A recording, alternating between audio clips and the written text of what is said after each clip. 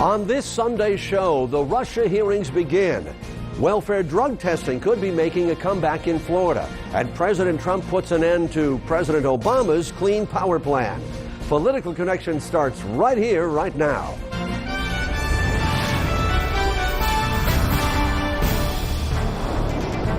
From Bay News 9, welcome to Political Connections. And hello, everybody, and welcome to Political Connections. I'm Al Rochelle. Let's jump right in now, shall we? This week, the Senate Intelligence Committee held its first public hearing on Russia's interference in last year's U.S. presidential election. The House held its hearing the week before. Unlike that meeting, FBI Director James Comey did not testify. During that testimony, Comey told Congress that his investigators found evidence that Russia wanted Donald Trump to win over Hillary Clinton, in part because of Putin's hatred for former Secretary of State Clinton. So what's going down in the intelligence community? It looks like a meltdown, or is it? And who's to blame and who's spying on whom? Joining us right now, John Ubaldi, who is our national security expert and intelligence officer with the United States Marines. John, I almost don't even know where to start with this. Let's just start out with some basics. Okay, we know that there was Russian involvement with the elections, but Correct. It did not involve vote totals, but it did involve some nasty business, people Correct. Exchanging emails and those kind of things. James Clapper and John Brennan had said the same thing. There was no evidence that the Russians did anything nefarious in the U.S. elections. But we know that they did mess around with our heads, if you want to call it that way. Well, they did hack into the DNC account where they released all those emails from John Podesta, which had an impact on people's impression of the election. So now, why is it important that we know and find out what Russian involvement was in our elections? Well, because right now there's two investigations. One by the Senate is looking into what Russia did during the U.S. presidential election. The House Intelligence Committee is looking at, did the Intelligence Committee illegally obtain information on Americans, which is illegal, and did they release that information to the media? That is also illegal. This is something we just don't know at this point. There's a couple of terms that I want to talk about. Masked and unmasked. What does that mean?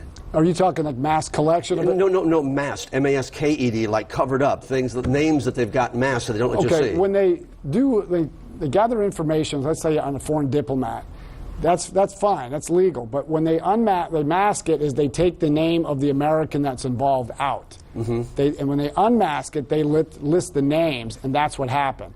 And I guess they weren't supposed to unmask that stuff. That's a federal law. You can say American was involved, but you never reveal the name of that American. And that's what the Intelligence Committee, the Intelligence Agency, or whoever did that. Okay, so we know that President Trump had said that he used the words Barack Obama was bugging me, or there was a wiretap involved. We know that the president, etc., was not directly involved in that, if it happened. And that's the question to ask. So was there some kind of surveillance on the Trump organization that occurred? This is what we don't know. Now, what Donald Trump did on March 4th in a tweet on a Saturday, he said President Obama ordered and wiretapped Trump Tower. We know that is false. That is not true. But what we don't know is the intelligence community or intelligence agency or agent illegally obtained information on Donald Trump and his transition staff and also leaked that to the media. Those are both illegal. You can't do that. Now they're trying to find out. Now the big question is, Devin Nunes, who's the chairman of the House Select Committee on Intelligence, he went to the White House, and now there's this big stink. Did he tell Donald Trump this? But what people need to understand, you can read classified material in Congress. They have a place for that. But some of the things that Devin Nunes needed to do, you can only do that in a secure location. That is done at the White House. So my guess is he went and met with some intelligence operators so he can be read in, meaning he would have access to just that information.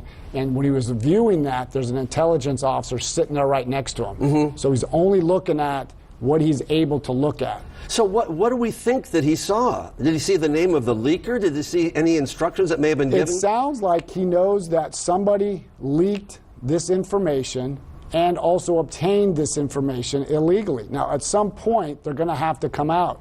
Now, Devin Nunes said that the NSA at some point is going to release that information. So that's what everybody's waiting on. What information and what evidence do you have? Now, this kind of comes back then to Michael Flynn. Michael Flynn, everyone knows that he lied to the vice president Correct. in terms of what he was doing, whether he had any contact with the Russians. But the fact that Michael Flynn's conversations were intercepted, I mean, that was illegal to begin with anyway. Correct. So all these things we just don't know. We don't have the information. What had happened is illegal for them to do that, to release that information to the press. There's a way to do that, and you can't do it the way they did. Okay, having been a journalist for many, many years, I know the importance of having sources within Correct. organizations who can kind of tell you what they think is going on. Whether it's true or not is kind of up to you as a journalist to find out and to confirm that either way. So there's somebody, and they say they're going to call 20 witnesses or 20 people they want to talk to.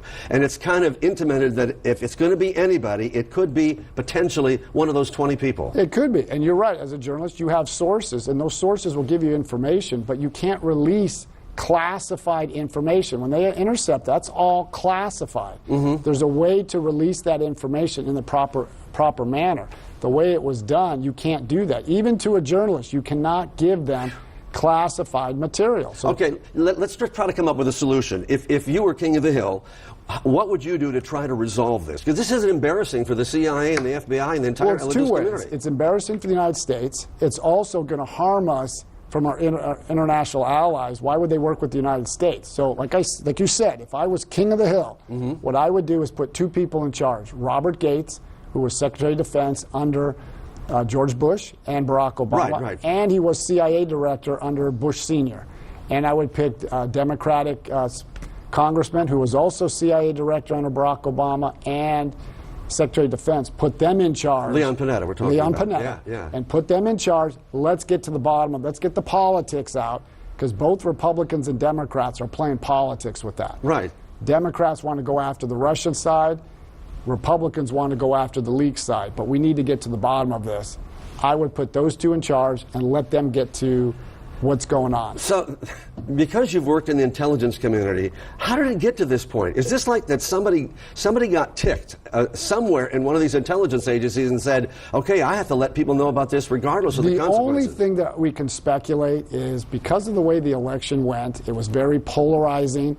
You may have some individuals, and I'm just speculating, from the Obama administration wanted to get back at the Trump administration because they felt Hillary Clinton should have won. Right. They were stunned that she lost. So this is a way to discredit Donald Trump. I don't have any evidence to back that up, but that needs to be looked at. Right, and that's one of the theories. And believe me, there are so many theories that are floating around here that I know that they're trying to sort it out. Now we sit back and we watch the American public. You know, even as a journalist, which I'm glad I've got you here, because I look at all this stuff and I go, where's I need a map. I need a line map to tell me what's going on. Well, you do, but remember, we have a history of doing things nefarious. Remember the NSA scandal, which was the data collection of everybody's phone records. Right. Then you had James Clapper admitted that the CIA went into and got the information from staffers on the Senate, I think it was the Senate Intelligence Committee. Right, yeah. So we have this history of this. And then Eric Holder went after the Associated Press, grabbed their information. So we have a history of that. We just need to fix it. Because we can't be doing these things illegally. Well, I was going to say, if we don't have confidence in our own intelligence agencies and everybody's pointing their fingers at each other. Now, what I found was a little disheartening in listening to Senator Nunes talk about it, is he says, we may not get this resolved until the midterm elections. That's a little overplayed. I think what both sides are doing is they're playing politics. They love this. Yes. This generates for the Democrats, it generates their base, it generates the base for the Republicans. We just need to get that handle on who did something. Things were done illegally. We need to fix it and prosecute those who did something illegally. And if they did something illegally, what's prosecution? What does that mean? That's a felony. Okay, so it could be time in jail? Time in jail, but that's both sides. Both sides, right, yeah. For more leaking this information, and what relationship did Donald Trump have with some of the Russian officials? Did that influence anything? Did they make money off it? Did they gain influence or monetary gain from that? Yeah. So both sides need to be looked at. Wow. And a lot of mistakes were made by both sides along the way, too. Most definitely. John, thank you so much. It's always good to talk to you because you help us sort out what's going on. All right, thanks a lot. Thanks for having me.